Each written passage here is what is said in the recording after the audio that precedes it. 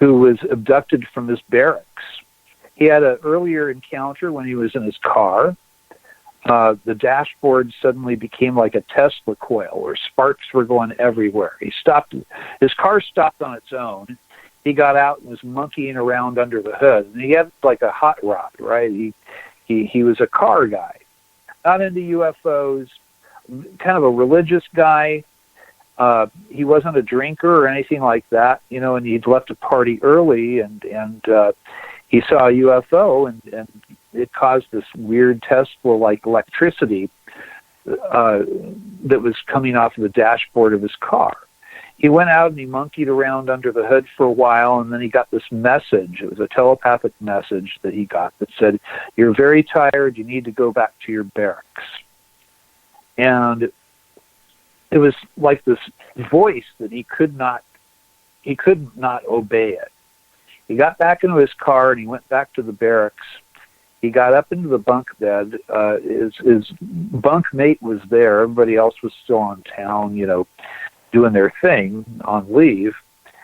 And he was taken through the ceiling.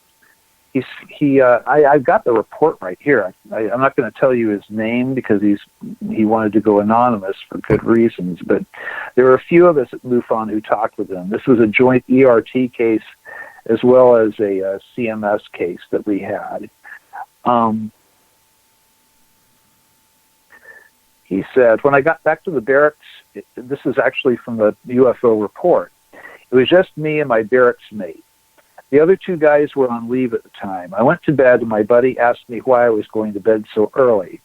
I went to bed with all my clothes on top of the rack, covered myself with a blanket. Now, it was strange. As soon as I covered myself, maybe 15 minutes later, I felt like I was pulled up to, and then out through the ceiling. It was the strangest sensation. It was very physical, not my mind drifting off or anything like that. I wound up in something odd, like a dentist's office, except it was all metallic and smooth. There was something that looked like a garage door, but it went sideways. It was on its side, and it opened up sideways, like an accordion. It rolled backwards like that, when something put its hands on my shoulders. I was standing in an upright position, but something touched me with something, and I was shocked or something, and I was suddenly paralyzed. I could move my eyes and my voice, and then I heard a voice that said, "We have total control over you. We can now control your body." This guy goes on, it's a long report. I spent a couple of months talking to this gentleman. I talked to his family members. They said, yes, Dad has talked about this all of his life. As long as I can remember, he's talked about this. This happened to him back in the 1970s, by the way. He said, everything went dead, my arms, my legs. It sounded like he was speaking in English to me, but I don't think that they were speaking a language. It was mind to mind. The thing behind me said, we've taken your mind and your body, now we're going to take your soul. As soon as he said that, well, I was a born-again Christian, and that's why I left the party that I was at, because people were playing with the Ouija board. When it said he was going to take my soul, I told him, no, you can't have my soul. I started praying, but the thing kept saying he was going to take my soul. When he said soul, I knew that he meant my inner self, that they would own me forever somehow. So I fought for my soul and my mind. I fought that. They wanted to put my inner self into containment of some kind, and I wasn't having any of it, so I fought for my life. I'm going to go. So he says, next thing I know, I'm coming to on the barracks floor. It's 5 a.m. My bunkmate was yelling at me, shouting, "What the heck happened to you?" My bunkmate said he looked for me after I'd gone to bed, and he didn't see me there. He thought I'd left again because I wasn't in my bunk. So I was physically taken. It wasn't like an out-of-body thing that happened to me. I was totally covered in sweat. It was puddle on the floor from the top of my head to the soles of my shoes. He said that I could have been run out. I had red splotches as well as black spots completely covering my body. He said that my eyes were totally dilated, almost completely black. My bunkmate didn't want me to see my own face as it was contorted. He tried to keep me away from the mirror, but I insisted on looking in the mirror, and I saw myself. My eyes were totally black, all pupil, no surrounding iris. I had black and red marks all over my face. I looked like I had been to hell and back. When my bunkmate found me, I was in the middle of the barracks on the floor, fetal position, shaking and crying. And you have to understand, I was pure military, a Marine, a U.S. Marine. We don't cry or shake. This was so abstract for him to find me in such a condition, and I was a complete mess. He helped me get my clothes off and dragged me to the shower, but I was a complete basket case for 5 to 6 hours. It was the worst thing that has ever happened to me in my entire life, and I've been to Vietnam. That is a recent case I closed about a month and a half ago, Gary, and I'll tell you, I mean, there were a couple of us, you know, I actually had his CMS case, which is I was, you know, approaching it with using the scientific method as a field investigator. And, but one of the other people that works with me in the experiencer research team worked with him on the psychological level, and apparently he wants to be hypnotically regressed to try to get more of the details from his abduction. But this guy, I talked with his whole family. I talked with him, and I have no question that this gentleman went through something just ineffable, that's inexplainable, inexplicable. And what's bad about it? It damages people. Have you heard Terry Lovelace at all on our show? Yes, I'm friends with Terry. He's a great guy, and yeah, his story is true. The guy has nothing to gain from telling that story. Yeah, he's been on like about 3 times. We have him coming back in about a week or so for almost 4 hours. And we're going to do it, regress him basically over the radio. I'm going to ask a whole series of questions, and we're going to talk about each one of them to get out. Because each time he's been on, it gets a little bit more deeper, where you know, where he feels more comfortable telling us what happened. But I'm going to be honest with you. I don't really feel... Now, there's 3 camps out there. There's one camp, it comes out there and says, and James, don't start laughing in the background, that these aliens, these UFOs, are here to serve man. You know, there's 25 million cloaked UFOs protecting Earth from whatever, and they give off orbs, and they're just here to protect us. I don't see that, because I don't see they haven't stopped any wars. They haven't stopped our climate changing. They haven't stopped anything. And what I have seen is things like reports, like what Terry Lovelace said.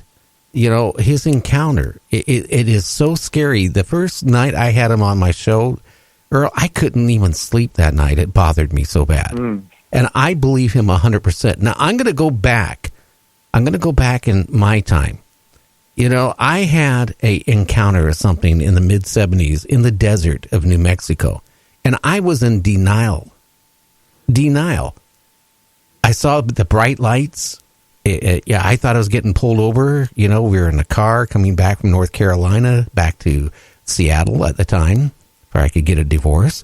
And you know, the car lit up brighter than daylight. I pulled over thinking, well, yeah, it's a helicopter. I'm getting pulled over because I was in a GTO. I was doing well over 100, I'll be honest. And I pull over, I get out of the car. I don't hear a single sound, Earl. Totally dead quiet. It's scared. That's how I mean. The Oz effect. Yeah. The Oz effect. Nothing. There's a word for it, yeah. Nothing there. And the light was so bright, and then poof, it was gone. Now, I moved years by, didn't think anything of it. I have to have some surgery done. I go to a surgeon in Tacoma. Now, he sends me off for MRI, where they put you in that machine and it sounds like a jackhammer. And, right. Yeah, and I come back to the doctor's office, and because he wanted a whole complete body scan. And I'm sitting there, and the head nurse comes out, and she goes, Gary, you were in Vietnam. When did you get that shrapnel up, you know, in your spine, up towards your neck, upper part of your back? And I go, no. The only thing I ever happened to me is I shattered my tailbone and they had to put it back together. Nothing in my back. So she goes, well, yeah, the doctor wants to talk to you. So I get into the doctor, and Dr. Moran says to me, he goes, Gary, what happened? And I go, what? He goes, did you ever have surgery in your back? And I go, no, my tailbone, you can see the scars there. No, the upper part of your back. I go, what do you mean? He goes, there's a piece of metal next to your spinal cord. And I'm starting to freak out. And I go, well, is it going to do any damage? And he goes, well, it might down the road. And I said, well, can you remove it? And he goes, no, there's scar tissue formed around it. If we go in and try to remove it, you might be in a wheelchair. This is back in the, I would say, late 90s, or no, actually it was around 2000. And, okay, I kind of blew it away. You know what I'm saying? I kind of, like he said that, I kind of like forgot about it. I went back to work, didn't think anything of it. One of my kids gets in trouble with drugs. I have to go to drug court every month for a year. I can't go, if for Pierce County Courthouse, I can't go in there without setting the alarm off. And it got so bad that when I would come in there, they would, at one point, they took me into a special room to do a complete, exam, thinking I had some type of weapon, hid in me or whatever. Yeah. I can't go on an airplane or anything without setting off any type of metal detector. But what I'm saying is, I never, and that's one thing going back to when the doctor was looking at my back, he goes, there's no scar. Absolutely no scar. No sign of where it could have came from. And he said that was impossible. So again, I don't know what happened. That maybe a few seconds out in that desert, which I thought was a few seconds, was maybe longer. I don't know. But I tell you what, it opened my eyes up. Now, I buried that for many years to maybe the past year. I started talking about it because it started bothering me. Now, when we come back from our bottom of the hour break, unfortunately, if I was doing just an internet show, I would not have to worry about all these breaks. I'm sorry, guys, but we got a break coming up. I will say this. My dad was a very good friend of James Gardner, the actor, Rockford Files and all this stuff. And he would come up and visit my dad every summer, or my dad would go down to California and visit him. And I was a big fan of Ronald Reagan. And he managed to get me on the phone with Ronald Reagan once when Ronald Reagan had a show for young people could call up and ask a question. The other time is he called me up, actually twice. And we talked. And one of the things I asked him, I was really worried about the Soviet Union. In the Seattle Times and all the newspapers, they were talking about, maybe a war could develop and all this stuff back in that time frame. And I asked Ronald Reagan, I said, is, Star Wars to protect us against the Soviet Union? And he kind of he goes, well, it's for them out there. And when he said that, and then he wouldn't say anything more. Again, I buried that for years. And then one day, I just, in my mind, I was playing that over and over. For them out there, kind of told me that it wasn't the Soviet Union, it wasn't China, it wasn't anything else, it was something out there. So, I don't know. But we'll talk about it when we come back with Earl Grey, and then hopefully you got some more stories you can tell us and all that stuff. Everybody, you're listening to Night Dreams Talk Radio. You check out our website at www.nightdreamstalkradio.com. Check it out. You'll see a donation page. We put it up at the end of each year. Our bandwidth is expensive.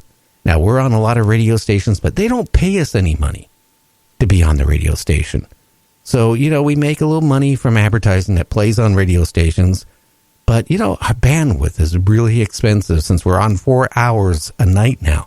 So, hey, if you can donate $1 or $2 to help pay for the bandwidth, I'd really appreciate that. We'll be back in about 3 minutes with Earl Grey, James Krischbaum, and me. So stay tuned.